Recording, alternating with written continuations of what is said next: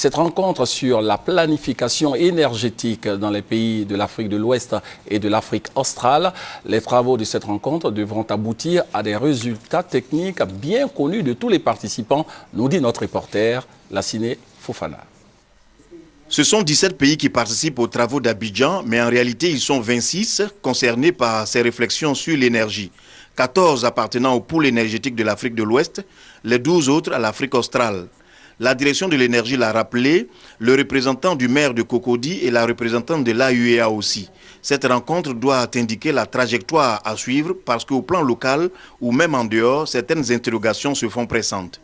Comment satisfaire la demande sans cesse croissance de nos populations à moyen et long terme? À quel horizon temporel nos ressources en gaz nous assureront la sécurité de fourniture en électricité?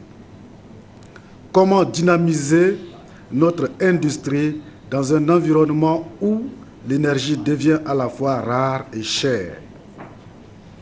Face à une urbanisation galopante, quel carburant et quel type de transport moins polluants conviennent-ils à nos populations? Les réflexions qui se tiennent ce mercredi continuent de jeudi pour prendre fin vendredi et s'affirment comme le lieu d'exprimer ce qu'il y a à faire. Ce qui est important, c'est les modèles qui vont être mis en place et les informations qui sont collectées et la manière d'adresser les problèmes, les défis d'aujourd'hui. Et c'est ça qui est le partage qui est important.